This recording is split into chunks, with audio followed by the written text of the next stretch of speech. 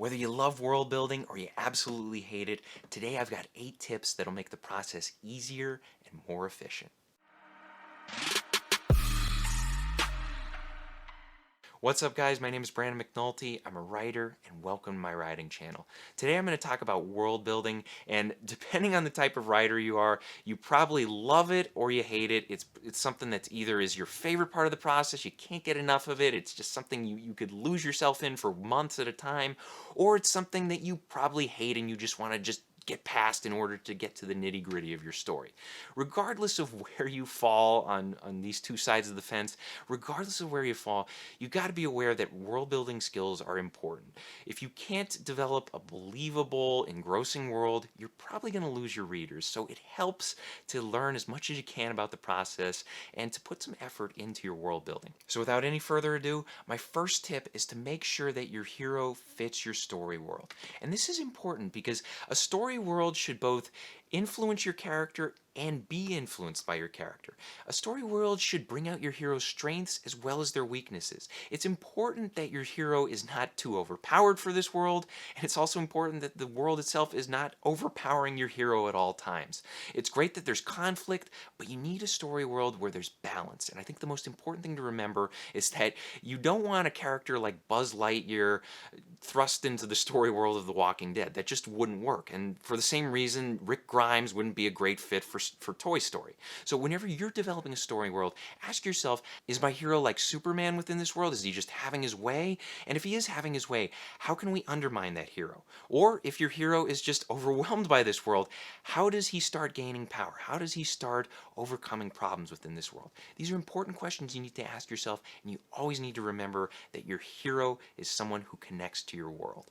Number 2, who is in power within your story world? And this is important regardless of the size of your story world. Whether you're working with something the size of a galaxy or you're working with something smaller like a small town or something like that, you need to be aware of who is in power. If you are, for instance, working with a small town, you might say, well, okay, maybe it's the mayor, but maybe it's not. Maybe it's somebody who's funding the mayor, or maybe it's the mayor's spouse who, orders them around, or maybe it's, a 1,000-year-old ghost that's been haunting the town forever, or maybe it's just, some group of people from outside the town. It can be a lot of different things, but you need to figure out who is in power. And I think when it comes to like larger scale worlds where maybe it's the size of a planet or a galaxy or whatever, if it's a larger scale world, typically power is spread among different people. It's not just simply going to be in one person like a king or a president or a mayor or whatever it is.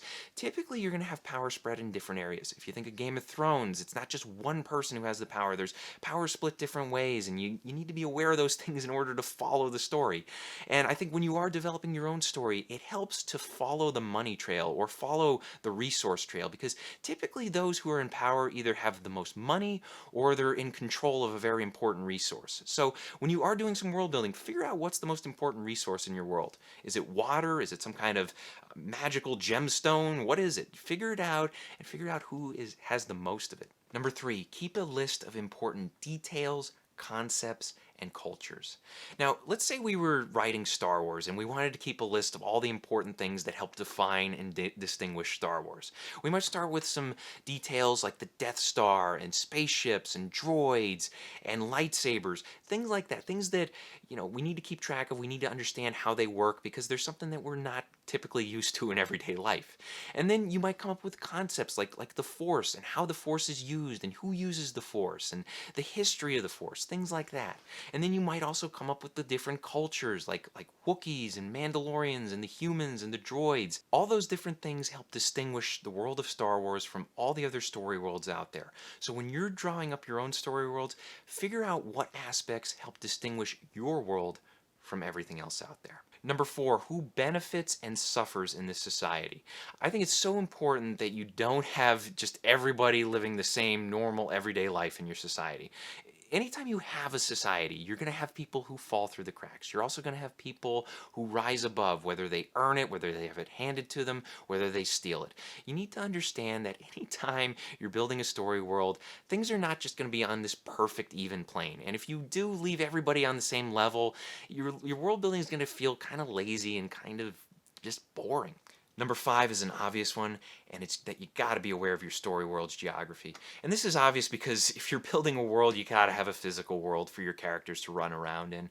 And depending on the type of story world you're building, if you're building like a large scale world, like a planet or a galaxy, this might take a lot of time. You'll have to develop all the different places that people come from, where they interact, where the resources are located, things like that. Or even if you're setting your world in a smaller, tight-knit community, or maybe the whole story takes place inside a single home, you still need to focus on your geography. You need to be aware of these things, and whenever you are coming up with a story world, anything like landscapes and weather and resources, those things are important.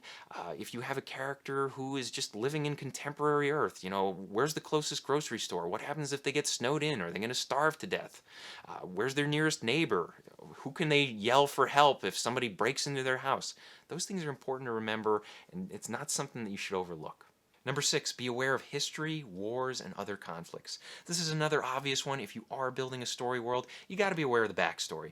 And typically the most important parts of the backstory are wars which shape the world around your characters. Sometimes there's going to be conflicts that are ongoing. Other times you might have people who are still bitter about events that happened 10 or 15 or hundreds or thousands of years ago.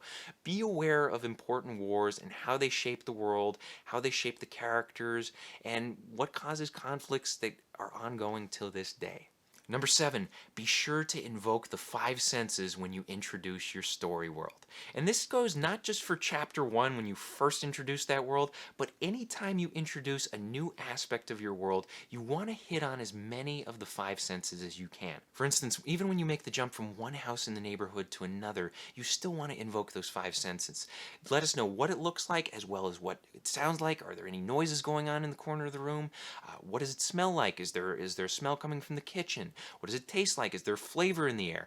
And then, of course, when it comes to the sense of feel, you want to describe things like temperature, maybe just the sense of the room. Maybe if it's like a low ceiling area, it's uncomfortable for your characters, or maybe it's like a tight room or a spacious room. How does that make your character feel? Keep those things in mind, and anytime you make the jump from one area to another, remember to hit on as many senses as you can, because you need to bring your reader into the story, and the way to do it is through the 5 senses. My 8th and final tip is one that is going to save you a lot of time, and this is to keep in mind that you want to balance out world building with drafting. Now, I think depending on the type of writer you are, I know there are a lot of writers out there who they love world building, they can just get lost in it, and there's a problem with that. If you do get lost in world building, and say you're working on world building for like a month or 2 months or more than that, and that's all you're doing, and you still haven't gotten to that first chapter, you haven't actually put the story in motion, you might have a major problem when you actually do. And the thing is that when you do spend a lot of time on world building and crafting this world and everything that's in it, you're not yet actually testing it out. You're not experimenting with the world. You're drawing up a lot of great history. Maybe you're following the steps that I went through earlier in this video. But if you don't actually send your characters out into this world and have them make decisions in this world, you don't know if this world is set to go just yet. And I think this is something that actually happened to me a couple years ago. I wrote this story. I wanted it to be like The Shining, but set in a prison. And I did all this world building, like a month of world building leading up to the story. And I had this prison all mapped out and all the people in the story. And I had all these great ideas for what the prison would be. But when I actually sat down to write the story, what happened was my characters were out of that prison within 3 chapters. So then once they got out, I didn't know what to do. Don't just bank on the idea that, okay, you did the homework for the world building, therefore you're going to be fine. That's not necessarily going to be the case, depending on the type of characters that you're putting into the story. So by all means, balance things out. Try different things, find that balance. Don't overdo it one way or another. And if you are the type of person who hates world building, don't underdo it. Don't just jump into the story and run until you run out of ideas and you lose your spirit. Jump into the story, and maybe after a writing session, if you have some more ideas or you want to explore something that came up in the story, maybe do some side writing, do some world building. Either way, figure out a good, healthy balance between your world building and your storytelling. Question of the day: what is your favorite story world, and what one specific thing distinguishes it from all others? Let me know in the comments section below. Thank you guys for watching. Be sure to check out my other videos. Hit the like and subscribe buttons for me. Share this video with a friend. And as always, remember to keep on writing.